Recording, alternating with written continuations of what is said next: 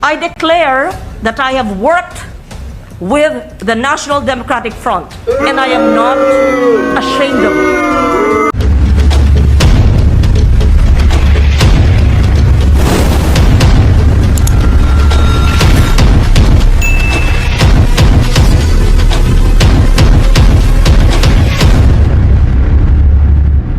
Ano kaya ang reaksyon ni Senadora Loren Legarda na pumanaw ang kanyang BFF na si Joma Sison? Matandaan natin nag-viral ang video ni Legarda after niyang aminin na siya ay nagtrabaho sa CPP-NPA-NDF at hindi niya ito ikinahiya kasama si Pimentel. At bago yan, I invite you to please consider to subscribe our channel and press the notification bell para laging updated sa latest news. Narito ang video, panoorin natin from Gen.Macanas, may babala sa ating mga Filipino. Reaksyon ni Loren tungkol dito sa pagpanaw ni Joma. Okay, huwag nating kalimutan kasi baka mamaya malapit ng 20 yung election na po ba? Kasi grabe yung kanyang statement few months ago. Sabi ni Loren, hindi po kalaban ang mga CPP, NPA, NDF. There's nothing wrong sa magiging makaliwa. Grabing senador ito. Reservist pa naman. Okay? So, ito. Pumanaw na ang kanyang best friend. Ano sa tingin nyo? Reaksyon niya? Paki-comment ko, no? Matuwa? Malungkot? O baliwala? Okay, hinihintay ko. Sigurado magbibigay ng kanyang official statement. Kasi tatanungin siya ng media, yung mainstream media. Tingin ko, analysis ko lang. Baka magkamali na naman, baka ayaw niyang magbigay ng statement. Kasi baka mabatikos na naman. Ilang buwan siyang binabatikos noon eh. Ngayon, medyo kumalma na ang netizens, kaya parang nakalimutan na. But to me, never kong makalimutan yung ganong statement ng isang reserve colonel, senador ng bayan. Tapos sasabihin niya, hindi kalaban ng ating bayan. Ano bang klaseng pag-isip nitong si Loren? Ano sa tingin niya na sa dami ng namatay, yung namatay sa amin, uniform personnel, government forces, mga NPA na rebelde, mga civilian, libo-libo na ang namatay. Hindi na mabilang, estimate, baka abot yan ng 100,000 plus yung biktima ng revolusyon na sinimulan ni Joma. Grabing kahirapan ng ating bansa dahil sa communist insurgency na ito. Tapos sasabihin niya na hindi kalaban. Okay, maalala ko lang konting history. Nung wala pa itong communist insurgency, wala pa itong CPP, NPA, napakayaman po ang ating bansa. We were the second richest country in Asia before. Okay, before the war and even after the war, yung World War II, magandang ating kalagayan sa ekonomiya.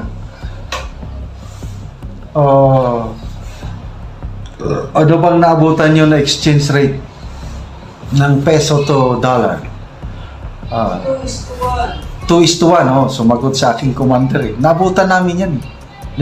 Kaya grade 1 kami noon, yung sentimo, 1 centavo na baon namin. Naku, tuwan-tuwan na kami yan. Malala ko, palengke kami ng mother ko. 5 pesos lang na papel ang dala niya. Yung aguinaldo ata yun. Yes, aguinaldo. Punong-puno na yung basket namin. may sukli pa yung 5 pesos na aking nanay. Ganun po, nung unang panahon, nung 1960s, kasi 1959 ako natao, no? So, 1960s, manapakalakas ang ating pera. Lalo na nung 1940s, 50s, yung kayong mga mas may edad sa akin, mas maganda pa. Nung unang panahon, walang Pilipino na nag-OFW. Walang nag-a-abroad dun eh. Kasi maraming trabaho dito sa ating bansa.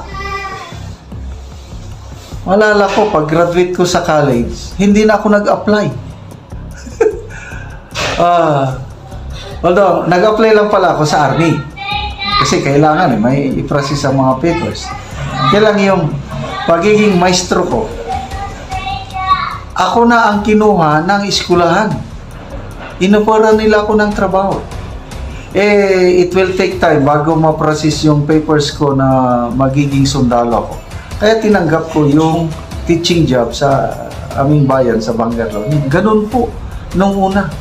Madaling maghanap ng trabaho. Okay? Kailan? Ayun pa. Walang Pilipino na nag-a-abroad nung una na yung magiging katulong o kung construction worker. Wala, kasi nung una, tayo ang pinupuntahan. There was a time ng ating mga may mga taga-ibang bansa na nandito sa atin, sila ang nagiging katulong. Taga Malaysia, taga Indonesia. Itong mga kalapit bansa natin noon, sila ang pumupunta magtrabaho dito. Example, yung Inchi, China. Yung mga mayayaman ngayon, galing sa China, hirap na hirap sila noon, pumupunta sa Pinas, dahil matindi ang Pilipinas noong una. Okay? Noong wala pa itong CPP, NPA, NDN. Kailan, nagsimula 1969 hanggang ngayon, yun po, yung bumulusok na po ang ating ekonomiya, unti-unti pababa, dahil sa kaguluhan na dala ng CPP, NPA, NDN. At napakatagal na po ang communist insurgency sa ating bansa. Okay, itong mga kalapit bansa natin, nagkaroon din sila ng communist insurgency. Sabay-sabay tayo, 1969, 70, 71, gano'n eh. Kasi yun yung kainitan ng Cold War. Yung laban ng US and USSR. US democracy, USSR communism. Kasagsagan. Kaya ang communist ideology lumaganap sa Southeast Asia. Kaya dito sa atin, sa Pilipinas, sa Thailand, Indonesia, ganun. Alam niyo, ang Indonesia, halos sabay lang tayo na pinasukan ng communist ideology. 1 taon lang, tapos ang communist insurgency problem. Bakit? Kasi kakaiba yung style ni President Suharto. Correct me if I'm wrong, Suharto. Talagang style digong. Tinodas niya lahat ang mga komunista, including supporters o pinaghihinalaan na supporters. Tinodas lahat. Niligpit. Di tapos kagad. 1 year lang. Ano pa? Malaysia. Ang Malaysia, 3 years lang ang kanilang communist insurgency problem. Ano pa? Thailand, 5 years. Natapos. Kaya, ayan, yung Indonesia, Malaysia, Thailand, nasa baba natin noon, tayo nandito sa taas. Nang dahil sa communist insurgency problem, silang tatlo, itong Thailand, Indonesia, Malaysia, na-solve nila kaagad. Kaya, wala nang gulo sa kanila. yun, tuloy-tuloy ang development, kaya asensado na sila. Tayo, dahil sa haba nitong communist insurgency problem na ito, yun na, yung ating ekonomiya naaapektuhan. Pati ang ating national security naapektuhan. Kasi, yung instead na yung pundo, ibili ng bagong eroplano, bagong tangkidigera, bagong barko, nagagastos pagsweldo ng mga sundalo para labanan ang mga NPA.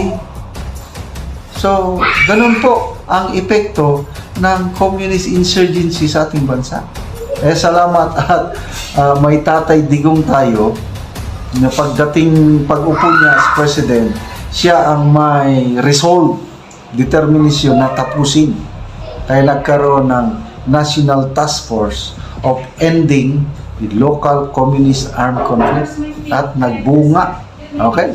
So ngayon, parang yung sa Bakserpan, naghihingalo, nasa last round na. So, itong pagpanaw ni Joma, yun na. Hopefully, matutudas na yan. Itong si Loren. Huwag natin kalimutan yung kanyang statement na yun. It's payback time. Pagdating, bata pa yan, sigurado magkakandidato ulit yan. Pagdating 2028, kakandidato ulit yan. Huwag nating kalimutan. So, natuwa, nalungkot. Ano sa tingin nyo? Ako, deep insider, nalungkot yan. Kasi kaibigan niya yan. Nakakakuha siya ng boto galing sa mga makakaliwa. But then, kung official statement, analysis ko, iiwasan niya magbigay ng statement para hindi na naman siya kontaktihin sa social media. Okay, so good news. Pumanaw na ang number one enemy of the Filipinos, si Joma, Sison. The common goal of leaders of our country, whether we are elected in the Senate or even working with a grassroots organization deemed subversive or left by government but not really proven, can work together towards more equity, peace, and authentic, real reforms in the countryside.